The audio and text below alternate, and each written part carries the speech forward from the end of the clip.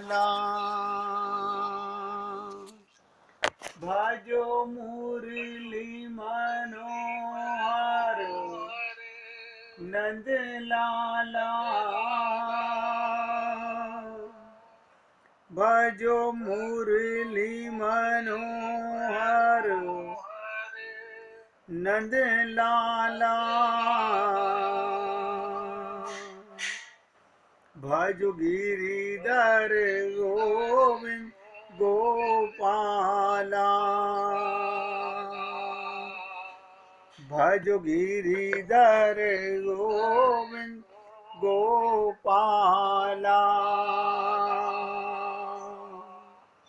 भजो मुरली मनोहर नंद लाला भजो मुरली मनोहर नंद लाला भजो गिरिधर गोविंद गोपाला भजो गिरिधर गोविंद गोपाला बोलिए वृंदावन बिहारी लाल की जय। जय जय श्री राधे जय जय श्री राधे।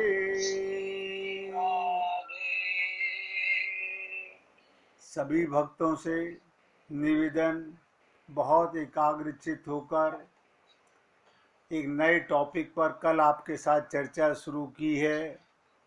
बहुत एकाग्रचित होकर के सुनिएगा। प्रेम रस का सार क्या है, ये बिल्कुल नया टॉपिक है।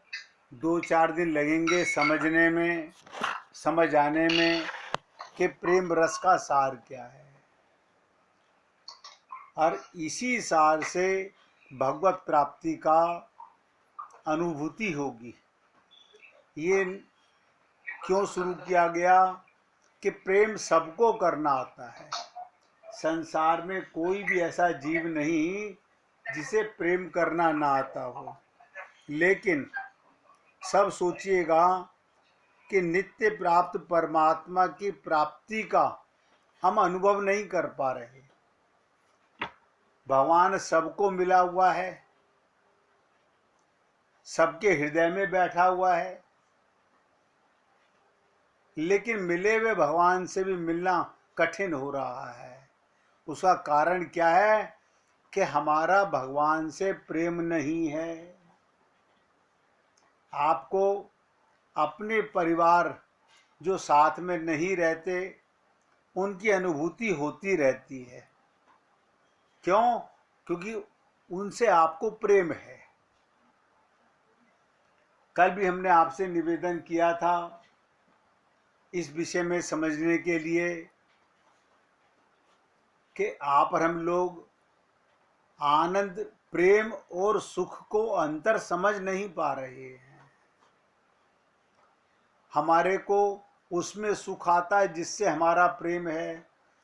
कल हमने आपसे निवेदन किया कि संसार में ऐसा कोई जीव नहीं है जिससे आपका प्रेम दिव्य हो। जब तक तुमको स्वयं आत्मज्ञान नहीं है और उसमें भगवान का अनुभव नहीं है, तब तक स्वार्थ का प्रेम है। आप हम लोगों को ऐसा लगता है कि नहीं, हमारा तो बिल्कुल स्वार्थ का प्रेम नहीं है। अभी एक छोटे से शब्द से आपको समझ आ जाएगा। स्वयं का ज्ञान है तो उसका अर्थ भी समझ आ जाएगा।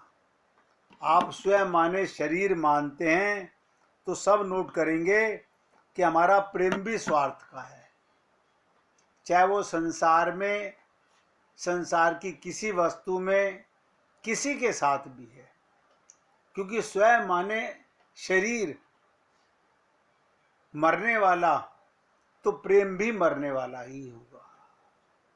अगर आपको स्वयं माने आत्मज्ञान हो गया है तो उसका दिव्य स्वार्थ होगा, स्वार्थ वहां भी रहेगा, बस अपने ज्ञान से ही अर्थ बदल जाता है। बहुत विचित्र चीज है। अब आप सब लोग सोचिएगा कि मैं अपने को शरीर मानता हूं या आत्मा मानता हूं। सब लोग सोचिएगा, मैं अपने को शरीर मानता हूं कि मैं शरीर हूं या मैं आत्मा हूं। बस इसी से आपको ज्ञान हो जाएगा। जब तक आप अपने को देह मानोगे, देह का जन्म होता है, देह की मृत्यु होती है। तो देह का प्रेम संसार से होगा और संसार के समान से होगा। देखिएगा, जिसका जन्म होगा उसकी मृत्यु होगी। आपको तो पता है कि आप अजन्मा हैं, आप अमर हैं, आप अविनाशी हैं, आप ईश्वर के अंश हैं, लेकिन ये सब थ्योरेटिकल नॉलेज हैं, ये प्रैक्टिकल नहीं है। हम लोगों को, हम लोग सुन लेते हैं और खुश हो जाते हैं कि हाँ हमें भी पता चल गया। कुछ पता नहीं चला। पता चलने का मतलब होता है आप 24 घंटे अपने को आत्मा ही मानते हैं, अब शरीर नहीं मानते। और इसके आगे थोड़ी सी चर्चा कर लेते हैं। ये कैसे अनुभव हो कि मैं अपने को आत्मा मानता हूं। शरीर का दुख अपने को दुख नहीं लगेगा, शरीर का अपमान अपने को अपमान नहीं लगेगा।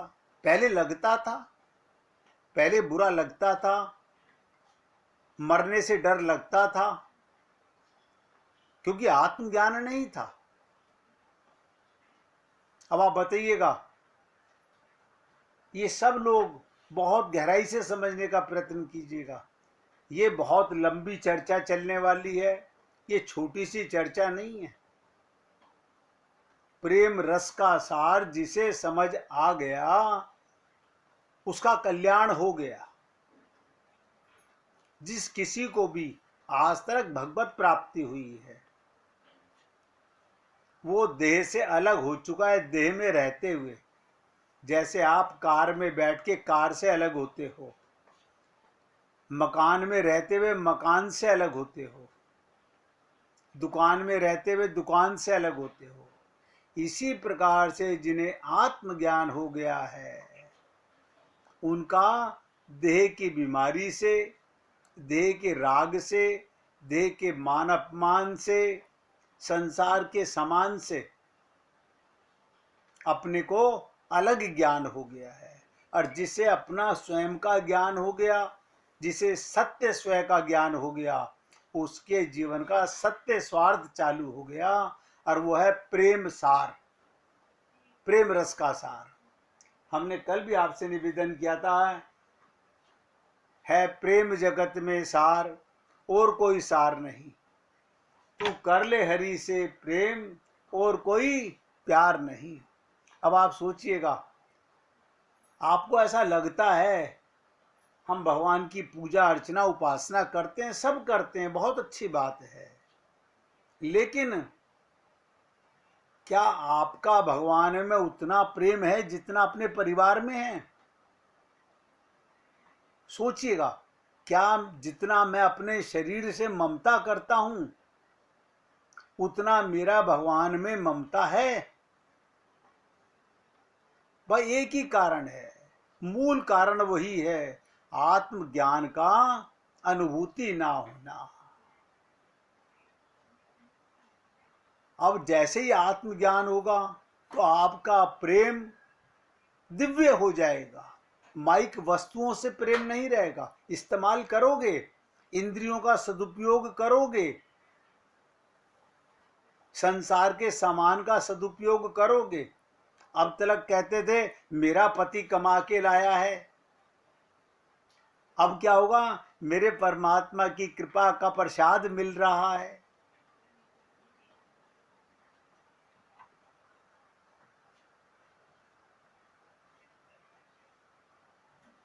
भाई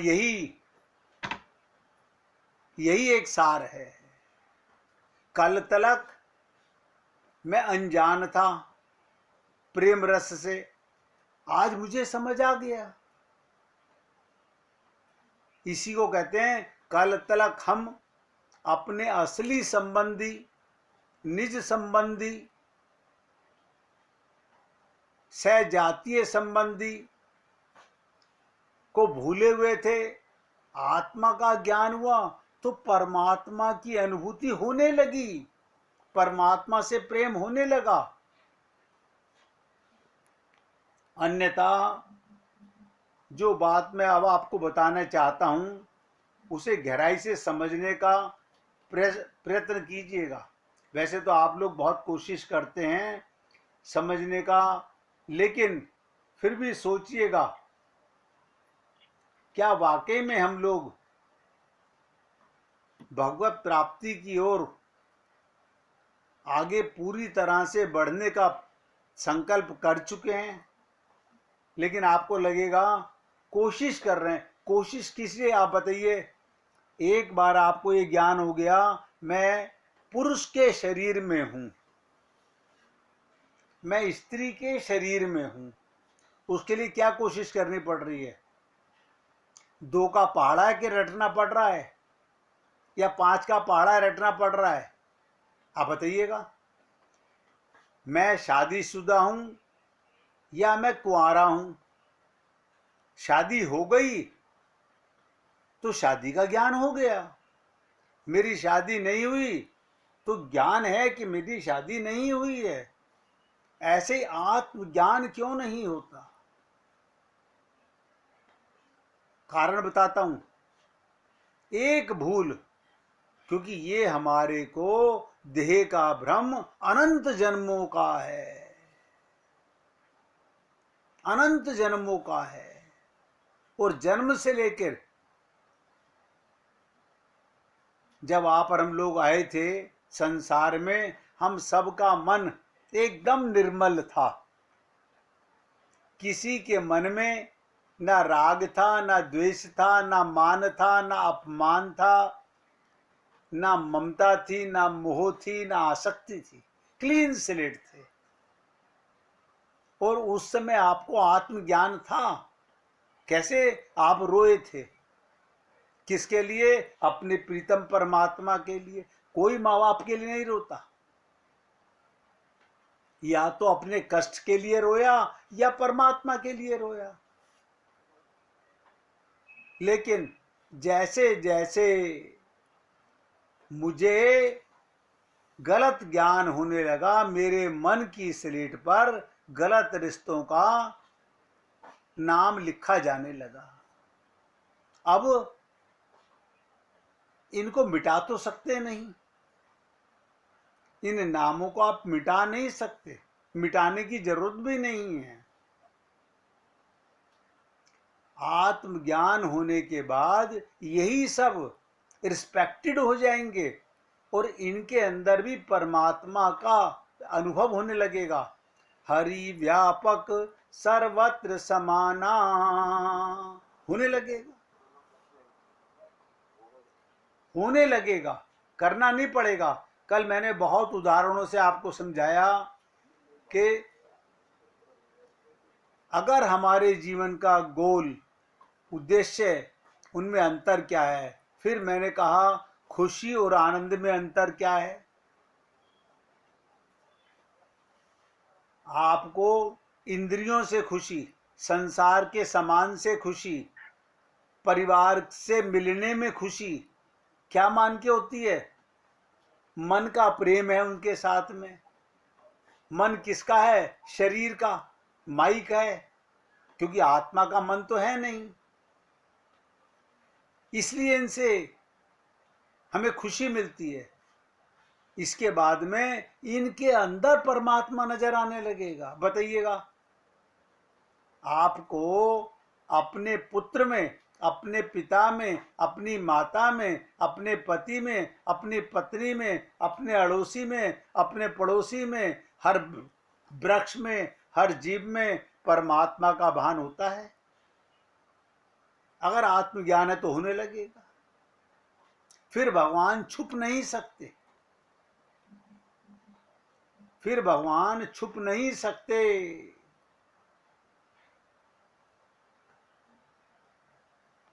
कल आपको बहुत उदाहरण देकर के समझने का प्रयत्न किया गया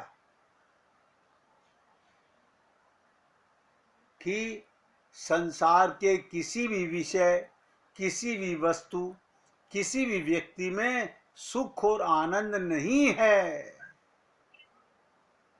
नहीं है। अनुभव होता है क्योंकि शरीर माना हुआ, इसलिए। फिर कहां पर है, किस विषय या किस वस्तु, किस व्यक्ति में है, किसके पास है? कल हमने आपको तैत्तिरीय उपनिषद के माध्यम से भी बताया, रसो वही सहा, पूर्ण ब्रह्म भगवान श्री कृष्ण ही रस हैं, भगवान ही रस हैं। आनंदो ब्रह्मेति व्याजनात्, ये भी तैत्तिरीय उपनिषद का मंत्र है।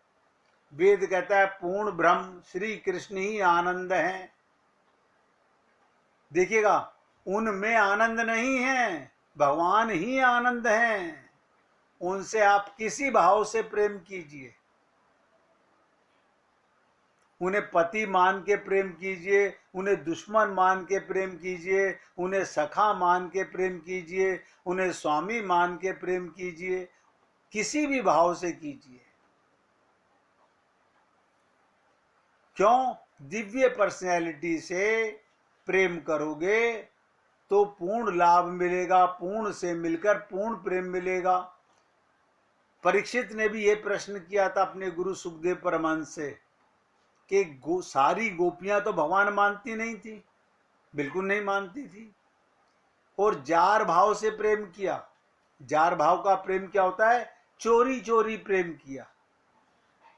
घर में पति बैठा हुआ है और गोपियां कृष्ण से प्रेम कर रही हैं। तो परीक्षित ने यही प्रश्न किया था कि गुरुदेव, ये चोरी से किया हुआ प्रेम, ये चोरी से किया हुआ प्रेम दिव्य कैसे हो सकता है? इससे उनका कल्याण कैसे हो सकता है? आप सब भी समझ लीजिएगा। मैंने कहा, भगवान को दुश्मन मान के भी प्रेम करोगे, शत्रु मान के भी प्रेम करोगे, तो भी कल्याण होगा। जहर जान के खाओ या अनजाने में खाओ, जहर अपना काम करेगा। प्रेम हुआ किससे? आपका और हमारा प्रेम अगर किसी गुरु से या किसी ऐसे संत से हो गया है जिसे आत्मज्ञान हो गया है, जिसके जीवन का लक्ष्य बन गया है, तो आपका कल्याण होगा, सुनिश्चित होगा। लेकिन अभी वो हाल हमारा नहीं है, अभी वो हाल हमारा नहीं है।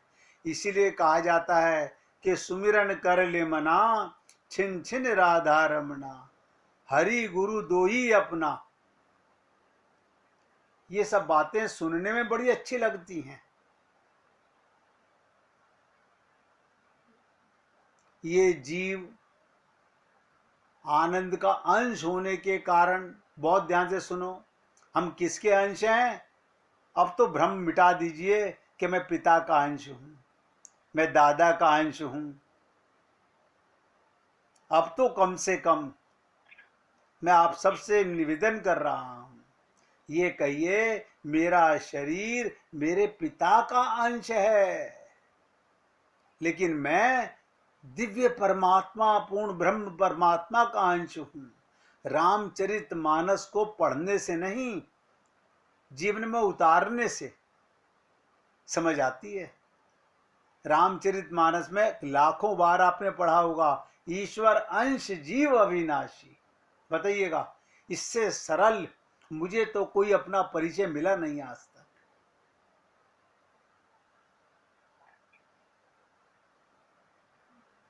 और आप लोगों को मैंने बहुत तरीके से बताने का प्रयत्न किया, आनंद प्राप्ति के सत्संग में भी, कि जो कुछ हम कर रहे हैं उससे किसी को भगवत प्राप्ति नहीं होगी। धोखा मत दीजिए अपने आप को।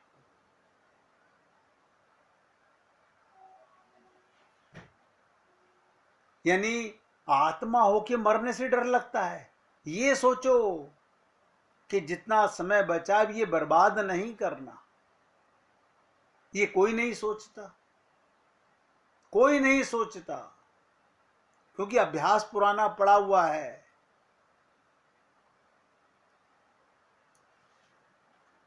देखिएगा, हमारे अंदर, मैंने कहा, संसार में सांसारिक विषय, वस्तुओं और व्यक्ति में सुख पाने की लालसा लिए जीव 84 लाख योनियों में भटक रहा है। सुंदर मकान मिल जाए, सुंदर पत्नी मिल जाए, सुंदर काबिल बच्चे मिल जाएं, इस देह में हरि मिलत है। हाँ ठीक है, हमने मंदिर में बैठा तो रखा है भगवान जी को, हरि का मंदिर भी बना रखा है, और भगवान से प्रेम नहीं है, भगवान से संसार मांग रहे हैं। अंत में अतृप्त ही यहां से जीव जा रहा है।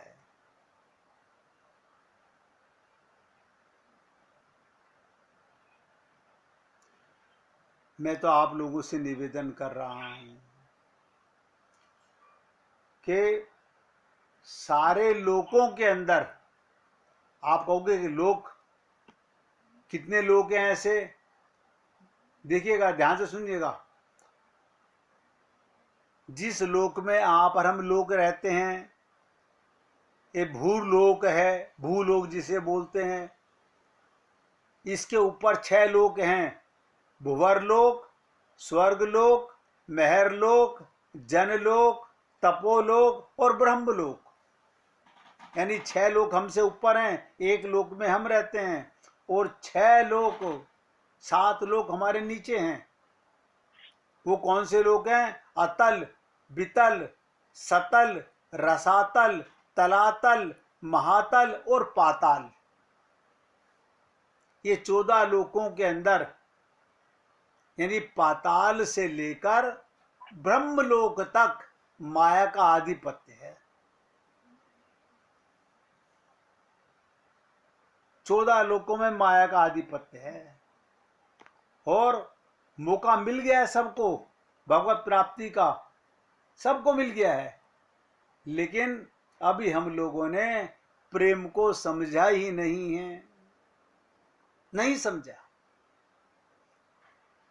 और 14 लोगों के अंदर केवल 84 लाख योनियां रहती हैं, और भगवान सब में है। पाताल में भी भगवान है, ब्रह्मलोक में भी भगवान है, प्रत्येक जीव के अंदर भगवान बैठा हुआ है, लेकिन मिलता नहीं, काम नहीं बनता।